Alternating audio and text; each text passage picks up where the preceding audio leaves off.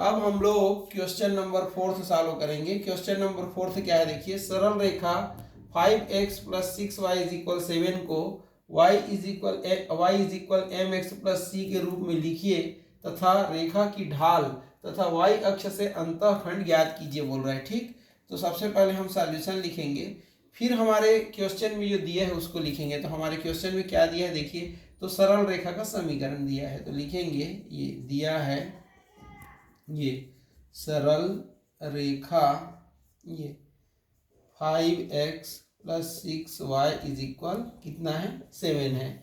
अब क्या बोल रहा है हमारा प्रश्न देखिए, इसको इसके रूप में लिखना है, तो ये लिखेंगे हम लोग, ये सरल रेखा के समीकरण को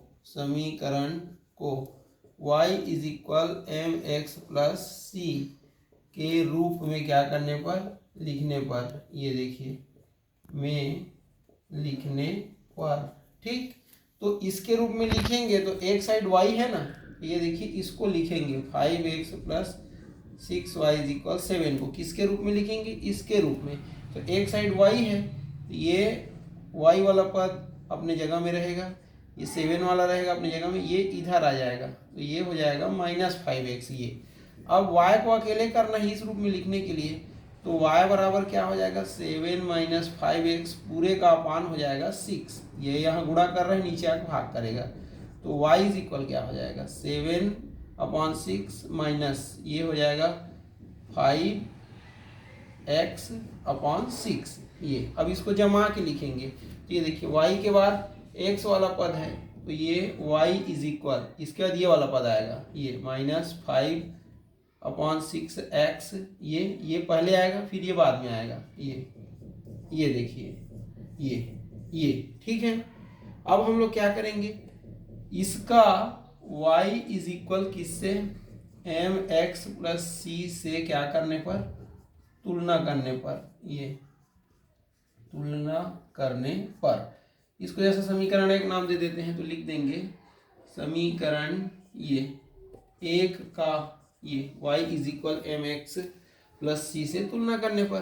तो m क्या है देखिए, ये तो m है प्रवणता, तो m की जगह में क्या है देखिए -5/6, तो m = आ गया -5/6।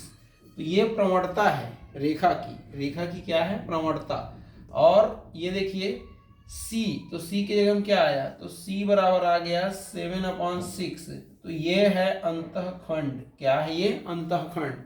तो हमको y अक्ष से अंतःखंड ज्ञात कीजिए बोला था ना, तो यही अंतःखंड है, ये क्या है, ये अंतःखंड है, ये अंतःखंड है ये। और ये क्या है हमारा, तो ये है हमारा प्रवणता है, m प्रवणता है और c अंतःखंड है। तो यही दोनों हमारा आंसर है, ये हमको ज्ञात करने को बोला गया था ये। ठीक है, और ये भी हम ज्ञात कर सकते हैं ये। तो इस प्रकार से इसको आपको सॉल्व करना है। ठीक, अब हम लोग क्वेश्चन नंबर 5 सॉल्व करेंगे। तो क्वेश्चन नंबर 5 क्या है देखिए, उस सरल रेखा का समीकरण ज्ञात कीजिए बोल रहा है जो y अक्ष से 3 माप का अंतःखंड काटती है बोल रहा है, एवं जिसकी प्रवणता कितना है बोल रहा है देखिए 5/4 है बोल रहा है। ठीक, तो यहाँ पर देखिए सॉल्यूशन लिखेंगे सबसे पहले, फिर जो प्रश्न में दिया है उसको लिखेंगे। तो प्रश्न में क्या दिया है देखिए, तो उस सरल रेखा का समीकरण ज्ञात कीजिए जो y अक्ष से 3 माप का अंतःखंड काटती है। ठीक है, तो 3 माप का अंतःखंड काटती है y अक्ष से बोल रहा है, मतलब लिखेंगे ये दिया है, ये दिया है। ठीक है, क्या दिया है, c, अंतःखंड को क्या बोलते हैं, c बोलते हैं ये। ठीक, तो c बराबर कितना है, 3 है ना, तथा y अक्ष से ना, और क्या बोल रहा है, जिसकी प्रवणता कितना है 5/4, तथा m प्रवणता मीन्स ये कितना है 5/4 है। ठीक, अब क्या बोल रहे हैं, उस सरल रेखा का समीकरण ज्ञात कीजिए बोल रहा है। ठीक, तो ये देखिए, माना ये सरल रेखा का समीकरण, ये समीकरण ये y = mx + c है ये। अब इसी में हम मान रखेंगे, है ना, y अक्ष से बोल रहे हैं ना ये, तो y इज इक्वल, m का मान कितना है देखिए, ये m का मान 5/4 है, 5/4x हो जाएगा। c का मान कितना है 3 है। अब इसको हल करो, तो हल करोगे तो क्या हो जाएगा देखिए, तो हल करने से हो जाएगा ये y इज इक्वल, ये ऐसा है, इसका एलसीएम निकालोगे तो 4 आएगा, ये आएगा कि नहीं आएगा। अब इसका एलसीएम 4 आया, इसका मल्टीप्लाई इससे होगा तो ये 5x हो जाएगा, इसका मल्टीप्लाई इससे होगा तो ये 12 हो जाएगा। ये देखिए 4 3 जा 4 या 12 होता है ना। अब ये 4 पूरे का बटे बन गया और ये ऐसा है। अब त्रिया गुणा कर दो इसका इससे, तो ये 4y हो जाएगा बराबर 1 का इससे करोगे तो ये 5x और धन 12 हो जाएगा ये।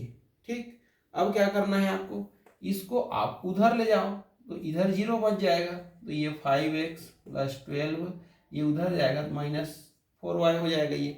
अब साइड को चेंज कर दो तो r करके इसी को ऐसे भी लिख सकते हैं, ये देखिए ऐसा 5x को पहले ये, फिर 12 को, फिर -4y को बराबर 0 को इधर, ये पूरे को इधर और 0 को उधर।